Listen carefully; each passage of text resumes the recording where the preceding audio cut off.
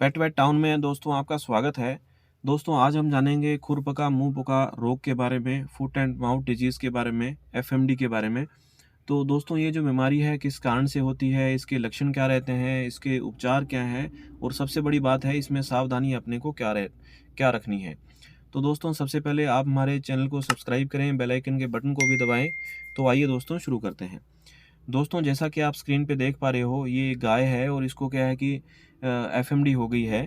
तो सबसे पहले अपन बात करते हैं कि ये जो एफएमडी है, खुरपका मुंह पका जो रोग है, ये वायरल डिजीज़ है, वायरस से होने वाली बीमारी है।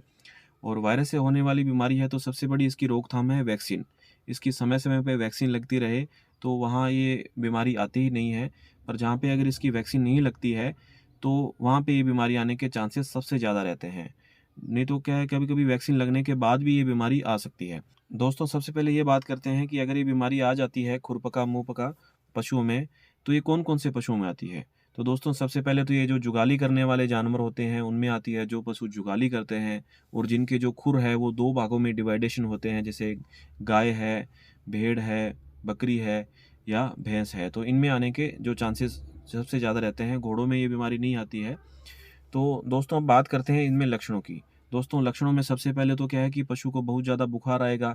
उसके बाद में क्या है कि पशु के मुँह में छाले हो जाएँगे, उसके पैरों में छाले हो जाएँगे और पैरों में जख्म बन जाते हैं, पैरों से पशु लँगड़ा के चलता है और मुँह में इतने ज़्यादा छाले हो जाते हैं, जीभ पे छाले हो जाते हैं, जिससे क्या है कि पशु खाना-पीना बंद कर देता है, जुगाली करना बंद कर देता है और पशु के मुँह से खूब सारी झागदार लार टपकती रहती है और कंटिन्यूटी में ये जो लार है टपकती रहती है।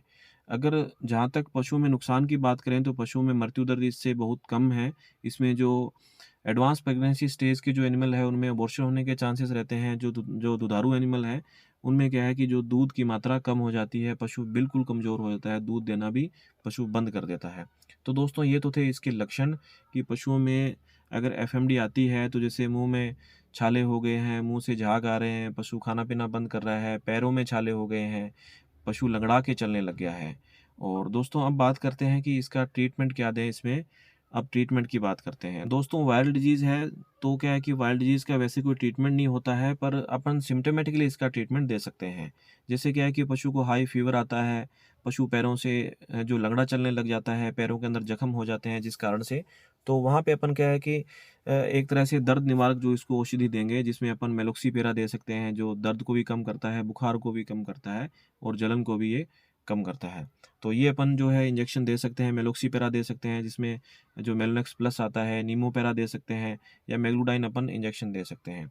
और दोस्तों एंटीबायोटिक की बात करें कि सेकेंडरी इन्फेक्शन ना हो, तो इसमें सबसे सूटेबल जो एंटीबायोटिक है वो है डीसीआर। डीसीआर एंटीबायोटिक अपन दे सकते हैं। इसमें 2.5 ग्राम सुबह देवें, 2.5 ग्राम बड़े एनिमल को अपन शाम को अपन दे सकते हैं। और साथ में अपने इसमें जो सीपीएम का भी इंजेक्शन देवें और पशु इसमें वीक बहुत जो ज़्यादा हो जाता है, वो फ़ीड हो जाता है, तो वहाँ पे अपन क्या करें कि सीपीएम और अपने मल्टीविटामिन इंजेक्शन साथ में दे सकते हैं। दोस्तों ये तो था इसका ट्रीटमेंट, पर इसके साथ में इसमें क्या है कि वायरल जो डिजीज़ हो जाती है वहाँ पे पशु की इम्यूनिटी पे सबसे ज़्यादा इफ़ेक्ट पड़ता है। जिस पशु की इम्यूनिटी कम होगी उसको वायरल डिजीज़ बहुत ज़्यादा घेरेगी। तो वहाँ पे दोस्तों आप एक इंजेक्शन ज़रूर लगाएँ, जहाँ पे आपको लगता है कि खूब सारे पशु है, जो डेयरी के पशु है या 10-12 जो पशु एक साथ हो गए हैं, कुछ पशु स्वस्थ भी हैं, तो वहाँ पे आप लीवामिसोल, अगर पशु बीमार है तो भी आपने लीवामिसोल इंजेक्शन देना है, अगर पशु स्वस्थ है तो भी आपने देना है। क्योंकि लीवामिसोल जो इंजेक्शन है वो जो पशु की इम्यूनिटी बढ़ाता है, रोग प्रतिरोधक क्षमता बढ़ाता है। अगर पशु बड़ा पशु है उसको अपन 10 से 15 एमएल अपन जो लीवामिसोल इंजेक्शन दे सकते हैं, सबकट चमड़ी के नीचे देना है। और जो बीमार पशु है उनमें अपन क्या करना है, 15 दिन बाद रिपीट करना है एक बार लगाने के बाद में। बाकी जो एंटीबायोटिक्स हैं वो अपन जो पेन किलर जो अपन दे रहे हैं जो एनिमल्स को, वो अपन ने देना ही है। पर लीवामिसोल है वो अपन 15 दिन बाद रिपीट करें। नॉर्मली 1 महीने बाद इसको रिपीट करना चाहिए, पर अपन 15 दिन बाद रिपीट करें जिससे पशु की इम्यूनिटी जो अच्छी हो जाएगी। अब दोस्तों अगर मुँह में छाले हो गए हैं, पैरों पे जख्म हो गए हैं, उसके लिए सबसे बेस्ट है पीपी लाल दवा, पोटेशियम परमैंगनेट। इसका आप हल्का सॉल्यूशन बनाएँ और इससे क्या है कि दिन में 2 से 3 बार मुँह में भी डालें सॉल्यूशन, मुँह भी अच्छे से धोएँ, पैर भी धोएँ उसके अच्छे से, क्योंकि पैरों पे भी जख्म हो जाते हैं। और कभी-कभी दोस्तों क्या है कि अपन इस पे ज़्यादा गौर नहीं करते हैं, जिस वज़ह से क्या है कि जो पैरों में मैगेट्स हो जाते हैं, पैरों में कीड़े पड़ जाते हैं। तो दोस्तों वहाँ पे अपन क्या करें? वहाँ पे दोस्तों टर्पेंटाइन ऑयल आता है, तारपीन का तेल आता है, तो वहाँ अपन इसके पैरों में, जो पशुओं के पैरों में डाल सकते हैं, जिससे वो मैगेट्स खत्म हो जाएँगे। उसके बाद अपन क्या है कि बीटाडीन, पोविडीन, आयोडीन अपन डालते रहें, जिससे ज़ख्म जो हीलिंग होने लग जाएँगे।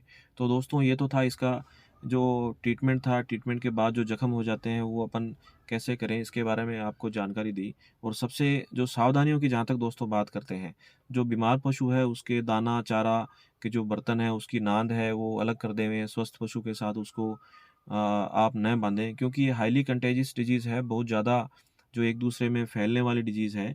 तो आप इस बात का भी ध्यान रखें और समय-समय पे आप अपने पशुओं का एफएमडी वैक्सीनेशन करवाते रहें। वैसे भारत सरकार द्वारा जो एफएमडी वैक्सीनेशन पे अभियान भी चल रहा है, जो समय-समय पे जिसका आप टीका लगवाते रहें, ताकि आपके पशुओं में जो एफएमडी खुरपका, मुंहपका जो डिज़ीज़ है वो न आए। और कभी-कभी वैक्सीन लगने का के बाद भी हो जाती है, तो भी कोई घबराने की ज़रूरत नहीं है। आप उसका सिम्प्टोमेटिकली ट्रीटमेंट लेवें और पशु जो ईज़िली ठीक हो जाता है। इसमें क्या है कि पशु मरता नहीं है, पर पशु एक तो कमज़ोर हो जाएगा, दुधारू पशु है तो वो दूध देना कम कर जाएँगे, और जो एडवांस प्रेगनेंसी स्टेज के एनिमल है वो उनका अबॉर्शन हो जाएगा। इसमें आर्थिक नुकसान होने का पशुपालक को या डेयरी फार्मर को ज़्यादा नुकसान होने का चांसेस रहता है। तो इसका दोस्तों यही है। धन्यवाद।